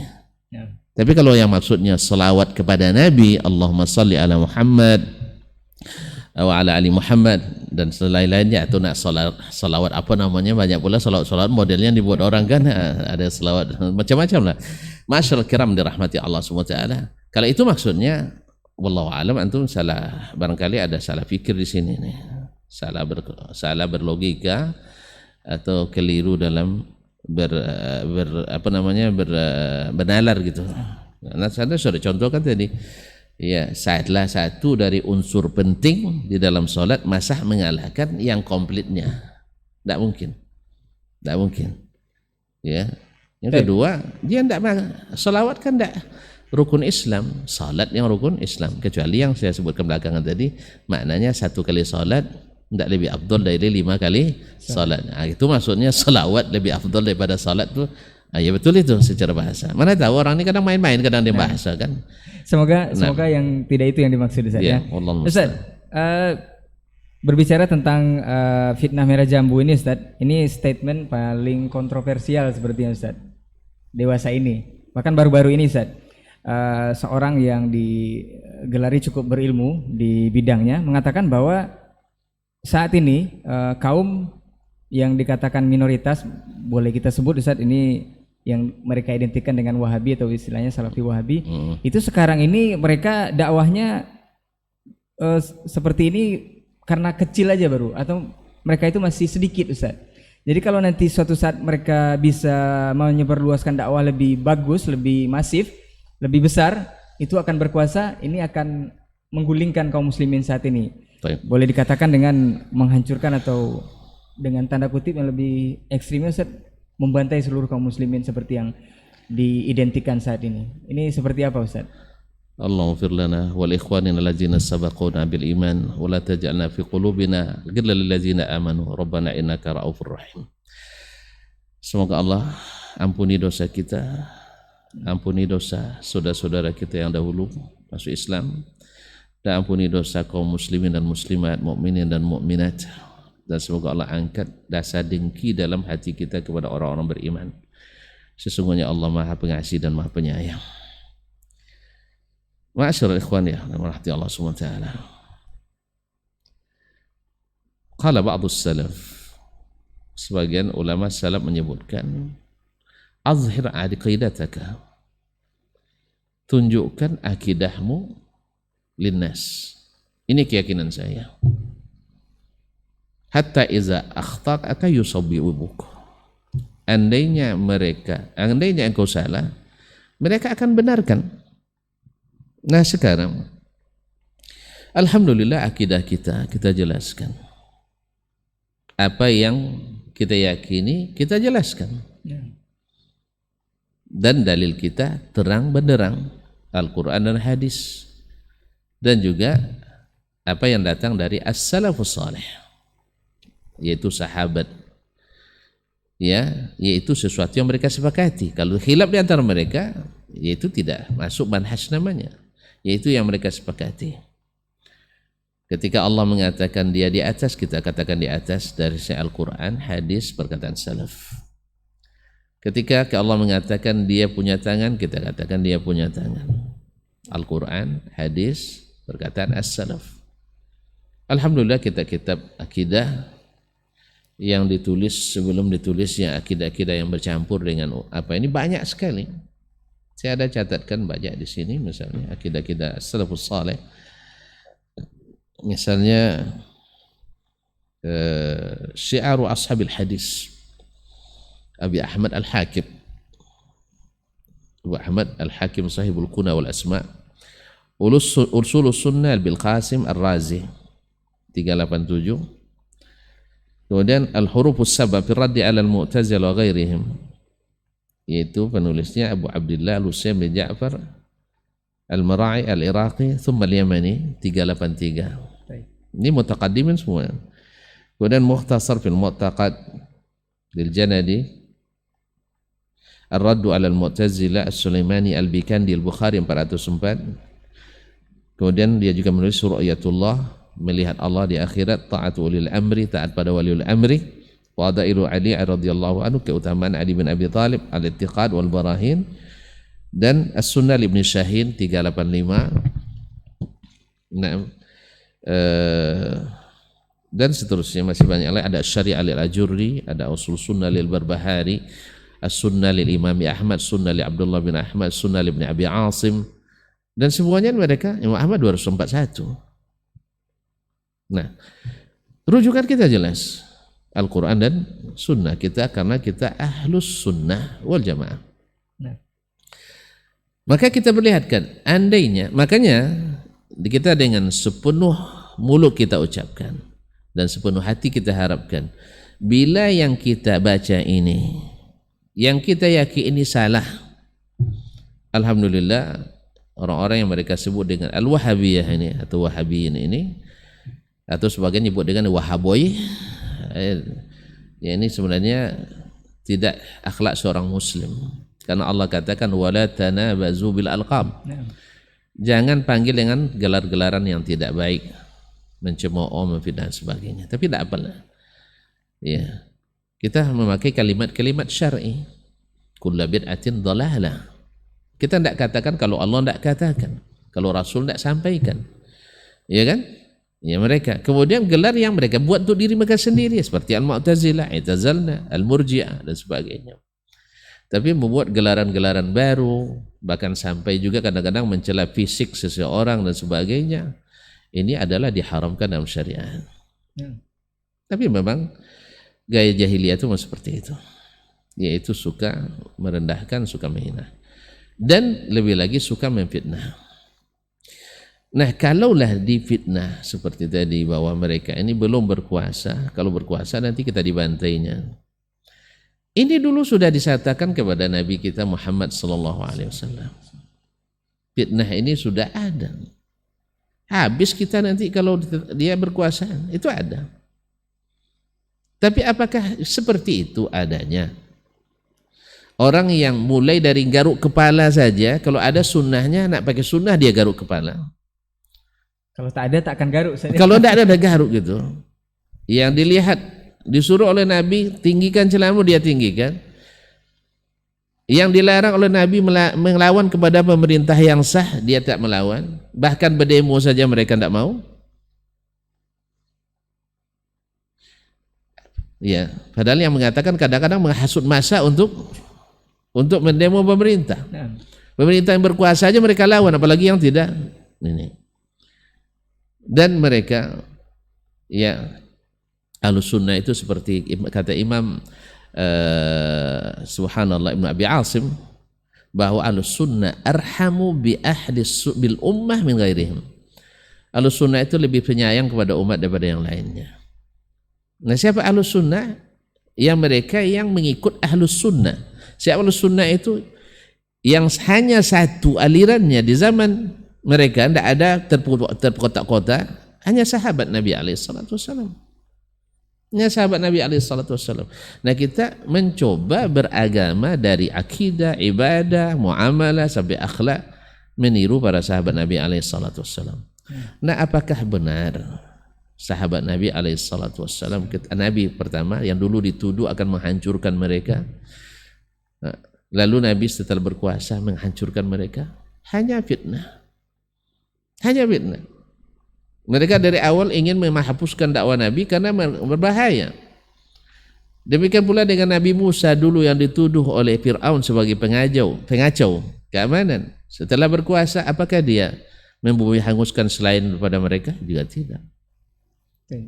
Jadi fitnah ini berulang dari dulu sampai hari ini. Dan rujukannya juga, ya, rata-rata juga rujukan yang mustabah, yang penuh syubhat, yaitu orang yang terdeteksi. Ini ada kitab namanya Fathul Mannan fi Naqdi Subahid Dhalli Dahlan. nah, Ya, di antara kitab yang ditulis untuk menjelaskan berapa dusta dan fitnah yang ada dalam kitab yang disebut dengan Fitnatul Wahabiyah. Beliau sendiri yang penulis kitab yang buat fitnah itu meninggalnya di Madinah kok, yang sudah dikuasai oleh orang Wahabi. Dan orang yang pernah keluar-keluar di negeri ini anti Wahabi, ketika bermasalah negeri ini pindahnya kemana? Juga mengambil suaka di negeri Wahabi. nah, Yang dulu keluar-keluar gitu, anti Wahabi, sesat, haus darah, akhirnya berlindung kemana? Ke sana juga. Pemimpin-pemimpin Arab di negeri-negeri yang berafiliasi dengan yang anti Wahabi, ketika mereka sudah tidak aman di negerinya, berlindung kemana? negeri Wahabi. Ke negeri Wahabi juga. Yang notabene haus darah. Harusnya dulu mereka ini mencaci maki Arab Saudi, mencaci maki gerakan Wahabi. Ketika datang kan tinggal ciduk tuh. Oh, kamu rupanya. Udah habis Ustaz. Subhanallah. Contoh konkret, ikhwani fillah. Nah, Ya. Jadi saya bingung juga kenapa orang percaya dengan fitnah seperti ini. Gitu. Kenapa orang percaya dengan fitnah seperti ini? Ini misalnya kan yang kalau dikatakan tadi, kalau sudah berkuasa nanti kalian akan disembelih dulu kita, ya, akan disembelih. Ini ada bukti apa tidak? Ada bukti apa tidak? Justru negeri itu menjadi tempat berlindungnya orang-orang yang dulu memusuhi mereka. Contoh di negeri kita ketika terjadi tsunami di Aceh. Aceh kan kita tahu sendiri, negeri yang paling keras memusuhi apapun yang berbau Wahabi. Sampai majelis ulamanya memfatwakan sebagai aliran sesat, walaupun tidak sesuai dengan kriteria aliran sesat yang dirumuskan oleh MUI pusat. Oke lah, tapi ketika terjadi musibah, ayo catat siapa yang paling banyak membantu. Australia bantu 1 miliar keluar-keluar gara-gara Corby mau dieksekusi bos narkobanya. Di Arab Saudi tidak kurang dari 1,2 triliun dihujat sebagai negara kafir, tapi tetap menurunkan bantuannya 1,2 triliun. Andainya mereka haus darah, harusnya bersorak dia, alhamdulillah musuh kita hancur berantakan. Nah. Dan buktikan ikhwani fillah, cinta kita ke tanah suci hari ini. Berapa masjid yang dibangun orang kaya Indonesia ini, karena kita konteksnya di negara ini kan, yang kita bangun di Jazirah Arab. Dan berapa masjid yang mereka bangun di negeri yang notabene adalah musuh Wahabi. Oh enggak, itu untuk khusus orang Salafi Wahabinya. Antum keliru. Berapa banyak masjid yang direbut dan mereka biarkan. Kan ada yang mengatakan habis masjid direbut oleh orang Wahabi. Subhanallah. Kaum muslimin dan muslimat dirahmati Allah. Yang ada justru, coba alhamdulillah ya, yang saya ketahui ya, kalau enggak tolong dibetulkan, sudah berapa masjid berdiri dihalangi oleh orang-orang yang mereka sebut Wahabi. Saya tidak ada tahu. Apalagi sampai membakar masjid. Tidak ada. Tidak ada, walaupun di tempat mereka dominan dan mayoritas di situ. Tidak ada. Membangun, justru ikut nyumbang membangun masjid. Bahkan alhamdulillah berapa banyak orang yang sudah ngaji sunnah ini sanggup bikin masjid sendiri. Ya, bikin masjid sendiri dengan biaya sendiri. Nah, ya. Kalau juga masih percaya, sekarang Arab Saudi kan berkuasa tuh. Berkuasa. Antum lihat sendiri, orang pergi haji, pergi umrah. Bahkan yang menebar fitnah seperti ini mungkin juga pernah tinggal di Arab Saudi sendiri, mendapatkan fasilitas. Kadang jadi tamu negara, tamu kerajaan. Pernah nggak ditanyakan, Anda Wahabi atau tidak? Kalau tidak Wahabi tidak boleh masuk. Tidak pernah ada ditanya, ikhwan fillah. Bahkan mohon maaf, kami di Jamiah Islamiyah di Madinah, ya para petinggi itu tahu si fulan ini dari kalangan ini yang terkenal di negara asalnya sangat memfitnah kita. Tapi tidak ada pernah dibeda-bedakan dalam pelayanan. Jangankan untuk menghilangkan nyawanya, di pelayanan saja tidak dibedakan. Bahkan ada anak, ya seangkatan dengan saya, anak pembesar aliran yang aliran ormas yang banyak pengikutnya yang menghujat Wahabi, tapi dia juga diberikan prestasi yang sama. Ketika nilainya tinggi tetap diberi setinggi, tidak ada cerita mengurangi nilai. Bahkan kita alhamdulillah sudah praktekkan ini. Kalaupun saya dipitnah kadang-kadang, ya kalau tidak studi suruh keluar katanya. Alhamdulillah, ya silakan tanya ke orang-orang yang jujur. Orang-orang yang benci itu urusan lain. Kadang-kadang saya sampaikan, bukan menyuruh ini, tapi kalau terlambat sekalipun semenit menjelang keluar, silahkan masuk. Dan kalau ada hajat silahkan keluar. Begitu kita. Padahal kita tahu ini orang-orang yang Masyaallah kiram dirahmati. Subhanallah. Jadi di mana dapatnya? Dari kitab Fitnatul Wahabiyah, dan kitab itu adalah kitab yang penuh dengan fitnah di dalamnya. Tidak sesuai dengan kenyataan.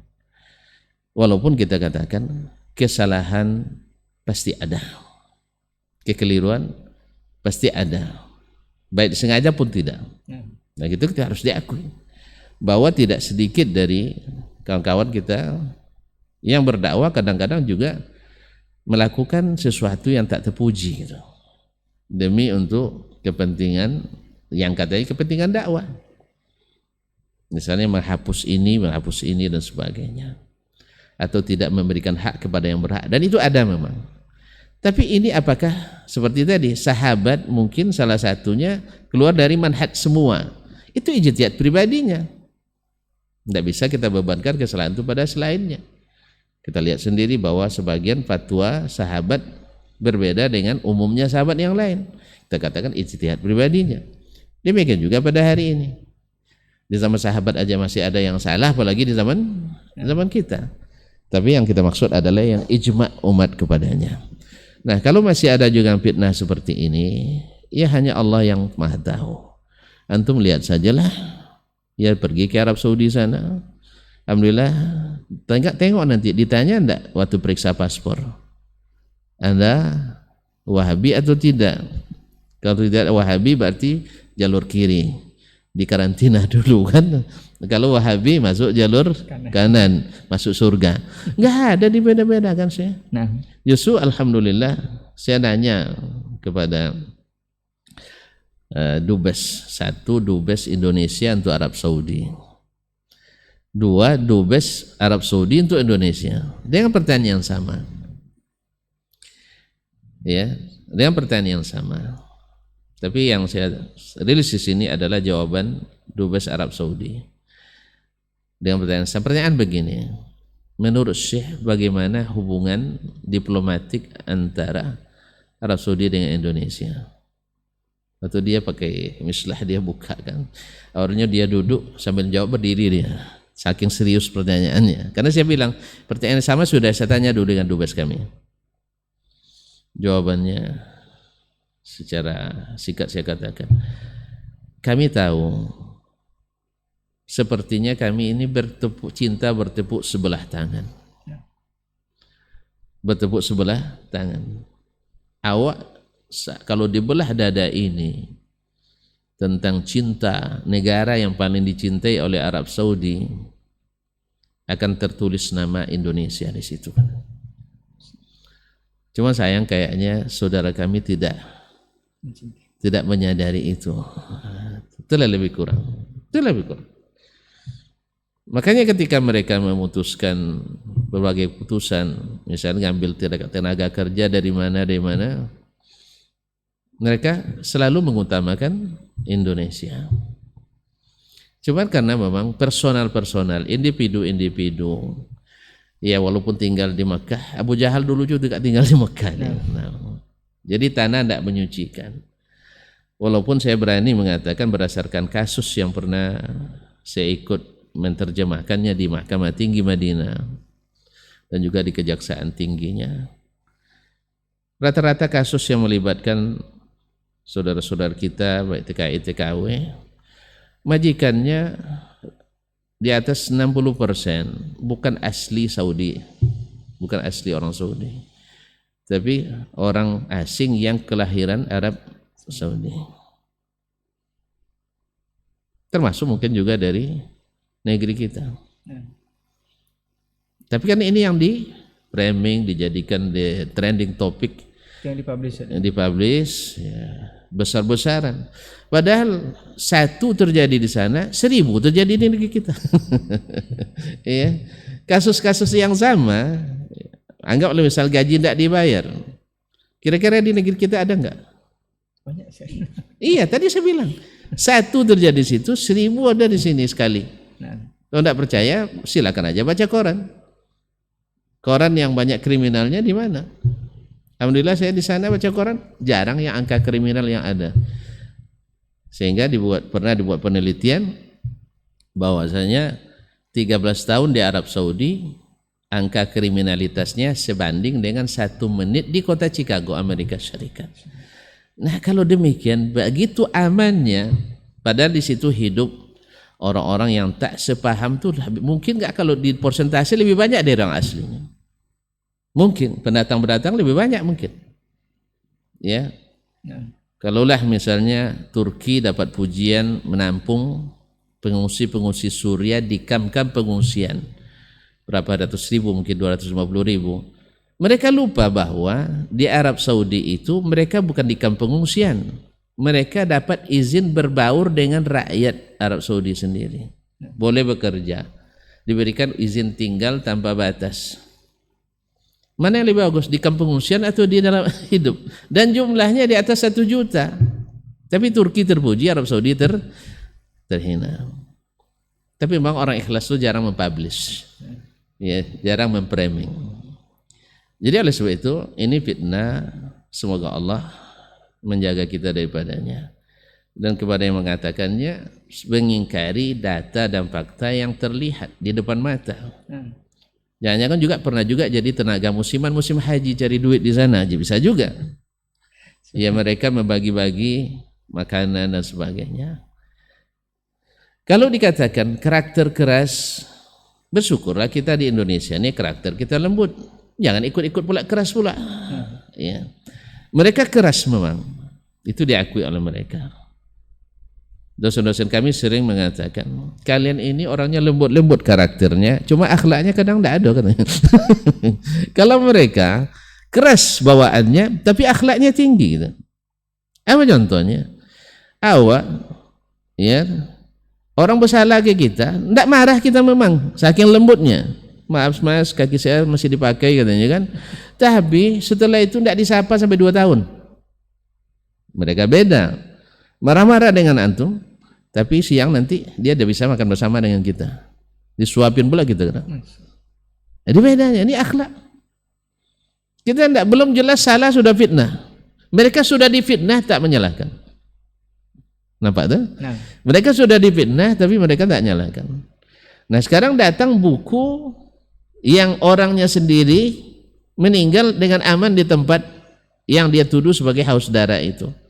Dan banyak sekarang pemimpin-pemimpin Arab yang dulu sangat berseberangan di Arab Saudi, setelah mereka jatuh berlindungnya ke Arab Saudi, pemimpin Yaman ke Arab Saudi, pemimpin Tunis ke Arab Saudi, dan masih banyak yang lari ke Arab Saudi yang mereka sudah berkuasa. Kan tadi kalau nanti mereka berkuasa akan dihabisi. Mana? Oh itu dulu, sekarang enggak lagi dulu. Ya kita kan bicara sekarang nih. Berarti kitab ini tidak layak dibaca sekarang. Ya kalau dikatakan ini kan dulu, sekarang enggak lagi, alhamdulillah udah berubah. Ya kalau udah berubah, buang kitab itu, karena kitab itu kitab fitnah. Fitnatul Wahabiyah itu kitab fitnah. Jelas ya? Nah, jadi jelas itu yang memfitnah sesuatu yang tidak terjadi lalu dikatakan ada. Oh itu dulu. Kemudian dulu pun juga perlu dicatat. Orang dalam kondisi perang tidak mungkin tidak membunuh Syekh. Ya, Syekh Muhammadul Wahhab sendiri mengatakan kami tidak pernah memulai memerangi kecuali kita sudah diperangi. Nah di dalam kitab Fitnatul Wahabiyah mereka mengafirkan semua yang tak sepaham dengannya. Lalu Syekh mengatakan kami tidak mengafirkan kecuali yang dikafirkan dengan ijma' oleh kaum muslimin. Berarti dusta. Karena dia akan mengatakan Syekh mengafirkan. Syekh sendiri menjawab itu fitnah orang-orang yang memusuhi kita. Nah, yang dipegang perkataan dia itu perkataan orang ini yang tukang fitnah. Perkataan Syekh. Perkataan Syekh.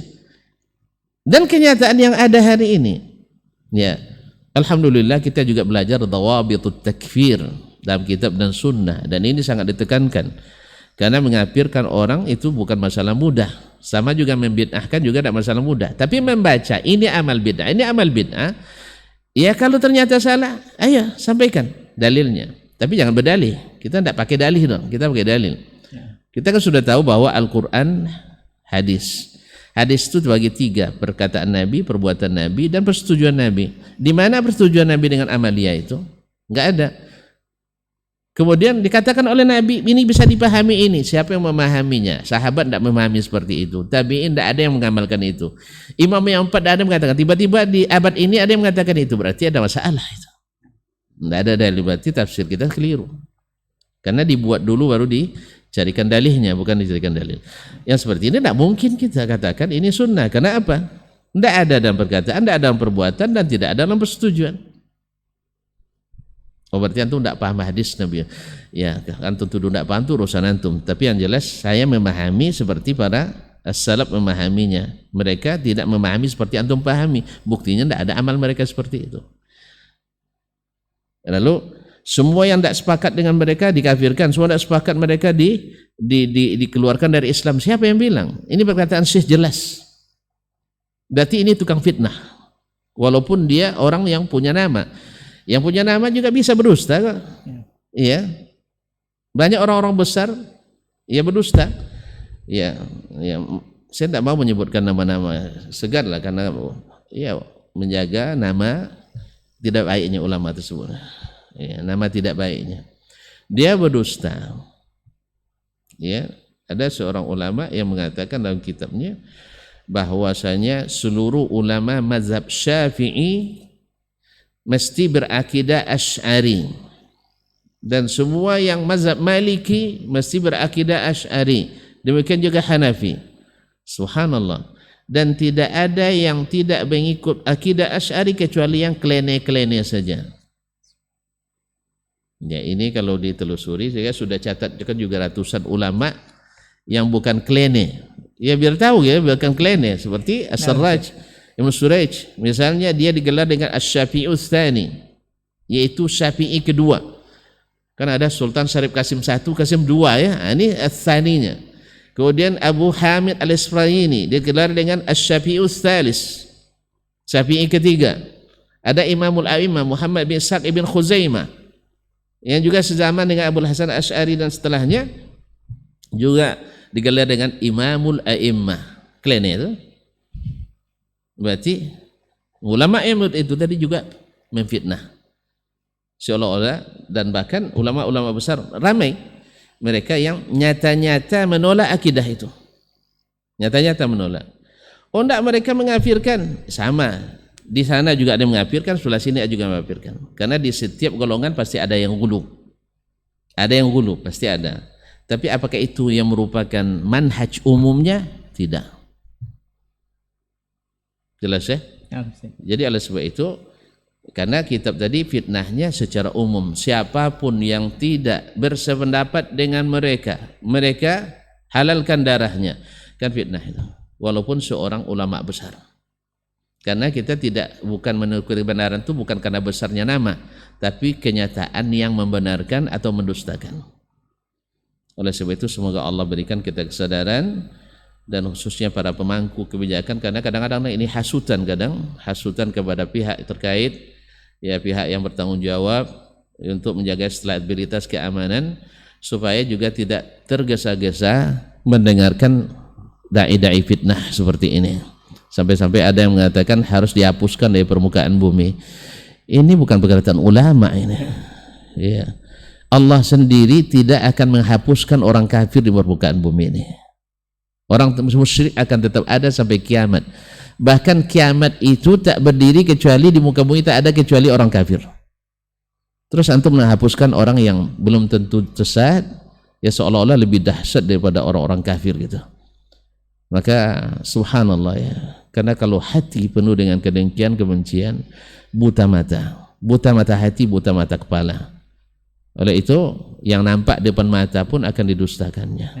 Ini akibat daripada, seperti kata Imam Al-Qayyim rahimahullah, ada orang yang ilmunya kuat tapi amalnya lemah.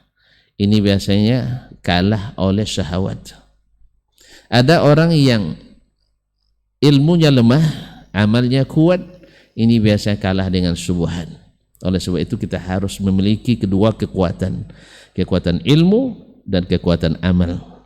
Saya saksikan sendiri berapa banyak orang yang awalnya istiqamah tetapi karena kuat ilmu tapi lemah amal, gara-gara syahwat dia berpaling. Demikian pula berapa banyak orang rajin beribadah tapi karena tidak berilmu akhirnya terpeleset gara-gara fitnah seperti ini.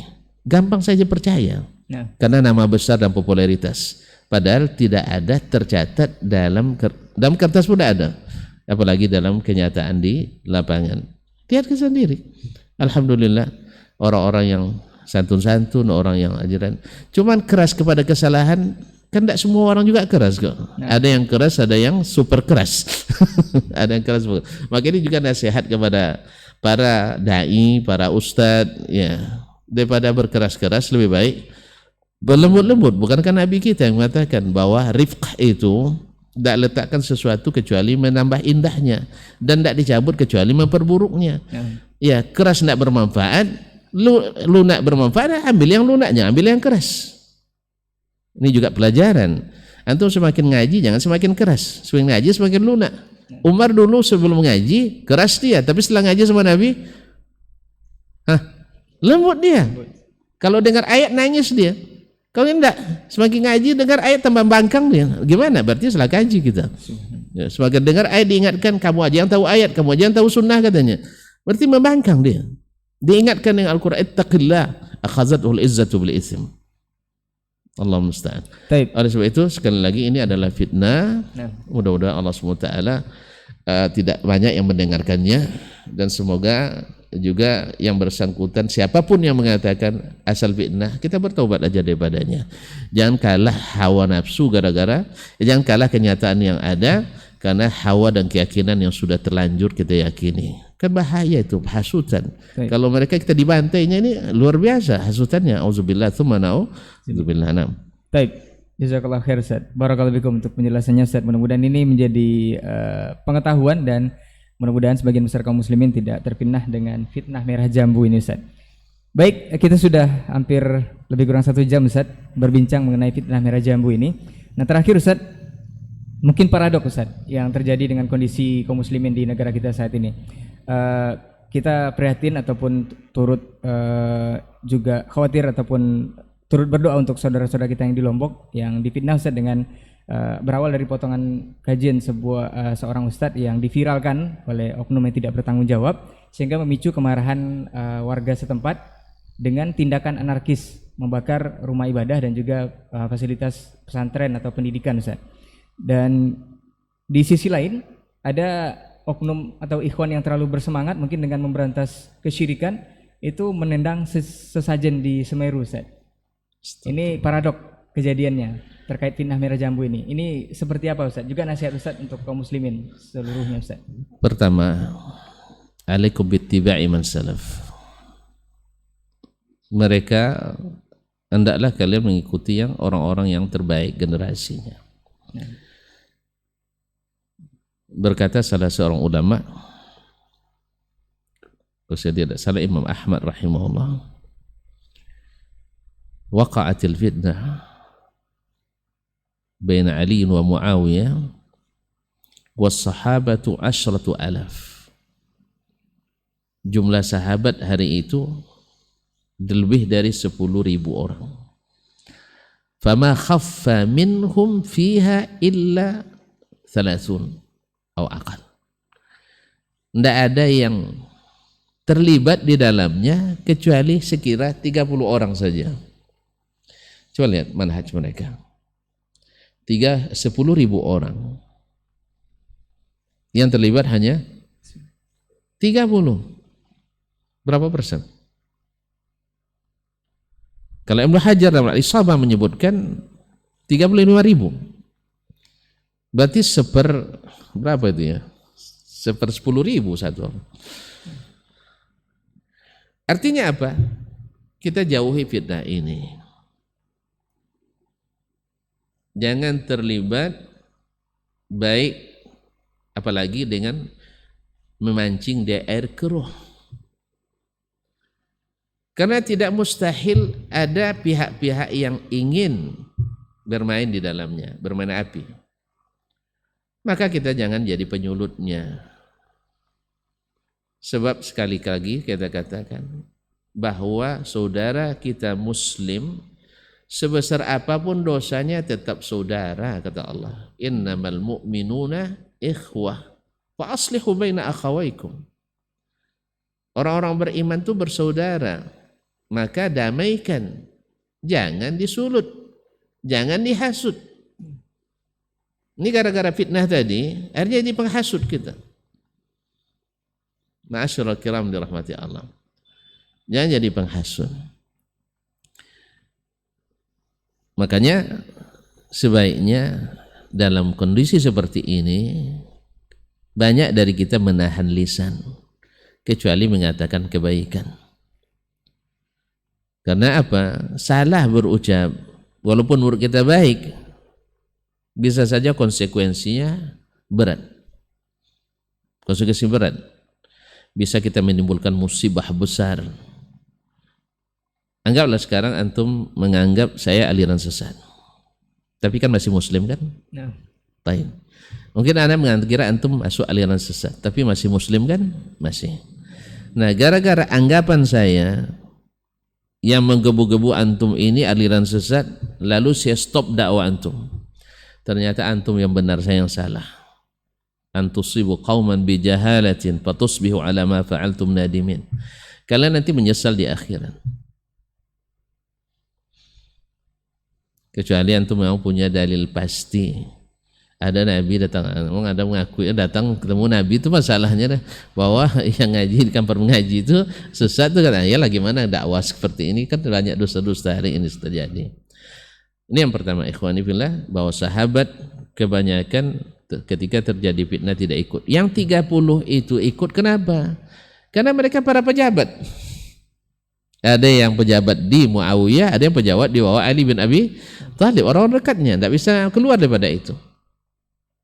Tapi ingat, seperti kemarin saya tidak sampai ke ujung, saya sampaikan, mereka perang tapi tetap bersaudara. Kita tidak, belum perang sudah tidak seperti saudara. Ini yang berbahaya ini. Awak belum berperang lagi sudah seperti tidak saudara. Mereka perang masih. Apa contohnya? Abu Hurairah radhiyallahu anhu, beliau kan dia yang mendengar hadis dari Nabi, waiha ammarin taqtuluhul fi'atul baghiyah. Kasihan Ammar nanti akan dibunuh oleh golongan pemberontak. Ketika terjadi setelah pasca pembunuhan Utsman, terpecah umat menjadi mengikut ahli Syam di bawah Muawiyah dan ahli Madinah di bawah Ali bin Abi Thalib. Kemudian Ali pindah ke Kufah. Nah, saat itu terpecah. Abu Hurairah melihat, kan ini kan ada fitnah antara dua golongan kaum muslimin ini. Abu Hurairah lihat bersama siapa? Ammar bin Yasir. Ternyata Ammar dilihatnya ada di pasukan Ali. Abu Hurairah ikut pasukan Ali. Nah, ketika terjadi di Siffin pertemuan itu, dan kisahnya panjang tentang ini, ketika ketemu di Siffin, di saat istirahat, Abu Hurairah makannya bersama Muawiyah.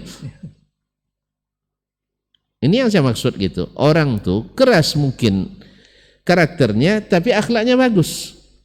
Dalam perang pun masih bisa makan bersama. Jadi alasan Abu Hurairah makan ke tempat Muawiyah, Muawiyah itu hidangannya besar-besar, makanannya lezat-lezat. Apalagi kalau di Syam kan lebih dikenal dengan ahli-ahli dalam memasak pada saat itu. Jadi ikhwani fillah, beginilah mereka. Jadi perang tapi tetap menjaga adab. Kita enggak, belum perang sudah hilang adab. Nauzubillah, tsumma nauzubillah. Ini bedanya didikan Nabi alaihissalam dengan didikan kita yang jauh dari jauh dari Nabi alaihissalam. Oleh itu ikhwani fillah, nasihat saya dalam kasus seperti ini, kalau tidak bisa menyejukkan, tahan lisan. Tidak bisa menyejukkan, tahan lisan. Yang kedua, menjadi pelajaran berharga bagi kita bahwa ternyata kebanyakan umat masih banyak dalam kejahilan. Mereka lebih, mohon maaf ini saya tidak ingin menghakimi, tapi seolah-olah ta'zim kita kepada kuburan lebih daripada ta'zim kita kepada rumah Allah, masjid. Jadi saat orang ada bongkar kuburan, Masya Allah, banyak yang menghujat pelakunya. Tapi ketika masjid dibakar, banyak pula yang mendukung pelakunya. Nasallallahu alaihi. Mukminkah ini bergembira rumah Allah dibakar atau diruntuhkan atau dihalangi? Mukmin di mana ini? Pernah dulu salah seorang pejabat tinggi, ada bawahannya camat dan wali desa menghalangi bangun masjid. Ditelepon, kamu muslim apa enggak katanya? Muslim Pak, kenapa larang bangun masjid? Kajinya tidak sama Pak. Memang kaji harus sama semuanya. Harus sama semua kaji itu. Kecuali antum sudah termakan oleh fitnah tadi, yang disebut dengan fitnatul wahabiyah. Sudah termakan, antum berarti sudah mengkafirkan. Karena keyakinannya pasti haus darah, zombie dan sebagainya. Ini yang dari fitnah seperti ini yang berbahaya sebenarnya kaum muslimin dan muslimat rahmati Allah. Yang menghasut, bukan mengajak kepada sunnah Nabi, tapi menghasut orang menentang sunnah Nabi SAW. Nah, nasallallahu alaihi.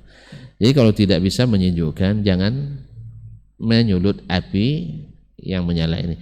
Jadi seolah-olah kita memuliakan kuburan lebih daripada memuliakan masjid. Ya, andainya. Tapi itulah karena kejahilan tadi. Ya, semoga Allah SWT memberikan mereka. Tidak boleh pula didoakan hidayah, berarti sesatlah itu katanya. Semoga Allah memberikan kita semua hidayah. Ya, biar bukan mereka aja, kita semua diberikan hidayah. Yang ketiga, kepada saudara-saudaraku, siapapun dari golongan manapun, ya ajaklah umat kepada yang disepakati. Ya, ajaklah umat kepada yang disepakati. Alhamdulillah kita sepakat di atas Nabi alaihissalatu wassalam. Ini yang mengumpulkan kita. Hubbun Nabi sallallahu alaihi wasallam. Mencintai Nabi alaihissalatu wassalam wa sunanihi dan sunnah-sunnahnya. Nah, pastikan itu adalah sunnah Nabi alaihissalatu, ajak umat kepadanya. Dan berusahalah untuk meninggalkan yang subuhat-subuhat itu. Karena subuhat itu memang bercampur dengan kebenaran. Makanya Di antara makna al-ishtibah ada al-labs. Al-labsu itu al-khalt wa la talbisul haqqa bil batil. Jangan kamu campur adukan hak dengan yang batil. Lahirnya syubhat nanti. Ya, hadisnya sahih tapi pemahamannya tidak seperti itu yang dijelaskan oleh Nabi, dijelaskan oleh para sahabat, para imam. Tidak berusaha meninggalkan itu. Jangan semakin bertahan. Yang keempat, yang mengatakan atau merasa di atas kebenaran, jangan sekali-kali menganggap remeh orang-orang yang, apalagi kalau bernafsu menghapuskan dari permukaan bumi. Nabi SAW yang dihadapinya jauh lebih daripada yang kita hadapi hari ini. Kita paling-paling dianggap bodoh, kita paling-paling dianggap tidak berilmu, harus belajar lagi ke pesantren, tidak pandai baca kitab. Ya tidak apa-apa. Nabi sampai dibilang gila. Nabi sampai dilempari batu. Ya, sampai meninggalkan kampung halamannya. Tapi mereka, Nabi SAW ketika datang kepadanya malaikat untuk menghancurkan, Nabi bilang jangan. Kita harus seperti itu. Di pihak manapun, ya, antum yang sama dengan saya atau tidak sama dengan saya, anggap saya sesat, sekasianlah. Dasman tak dapat hidayah, mudah-mudahan anak Dasman, nanti cucu Dasman, cicit Dasman, dan sebagainya. Jangan semangat menghancurkan itu lebih menonjol daripada ini. Ini yang membuat umat bertumbuh di masjid itu. Yang gaya begini nih yang membuat bertumbuh. Tapi sejukkanlah. Mereka walaupun berbeda dengan kita, itu saudara kita. Bukankah setiap hari bicaranya tentang sunnah, hati-hati dengan bid'ah. Misalnya. Iya kan? Mereka sholat kiblatnya sama. Bacaannya masih Al-Fatihah juga, rukun sholatnya masih baca salawat juga, ya kan? Dan sebagainya. Oh, mereka tidak ikut tasawuf dengan kita. Ya memang tasawuf kan tidak wajib juga dong. Iya kan? Oh, mereka tidak bermazhab Syafi'i, memang kan mazhab tidak wajib juga dong. Tidak ada dalil mewajibkan dan sebagainya. Oh, akidahnya tidak Asy'ari misalnya, memang selain Asy'ari sesat semuanya, tidak juga. Baik. Oleh sebab itu, sejukkanlah, jangan dihasut malah, apalagi mengadu domba dan menghasut para penguasa untuk membuat aturan-aturan yang menghalang-halangi dakwah sunnah ini beredar dan tidak akan mampu. Fir'aun sudah mencoba dulu untuk menghalangi, membunuh bayi-bayi. Tidak, karena Nabi katakan akan tetap ada sekelompok umatku yang berdiri di atas kebenaran seperti Nabi benar para sahabat, tidak akan hilang. Tapi antum jangan punya andil untuk mencoba berdosa menghilangkannya. Ya, jadilah jadi penyejuk. Dan bagi yang merasa di atas kebenaran, jangan suka meremehkan orang lain. Karena ini kalau sudah selesai meremehkan orang lain, sesama kita juga diremehkan nanti. Dan ini yang terjadi di kaum muslimin dan muslimat. Kasus-kasus yang ini jangan selalu berulang lagi. Gunakanlah, serukanlah kebaikan, dan kata Nabi SAW, yassir wa la tu'assir, basyir wa la tunaffir. Ini dahulukan. Yang semangat untuk merendahkan itu harus dijauhkan dari diri kita. Mudah-mudahan Allah SWT berikan kita taufiknya. Wallahu a'lam bishawab. Baik, jazakallah khairan Ustaz untuk materi kita ataupun perbincangan kita di kesempatan pagi hari ini. Mudah-mudahan fitnah merah jambu ini tidak selalu menghantui kita dan kita bisa memfilternya secara baik sesuai yang sudah disampaikan petunjuk dari Rasulullah SAW.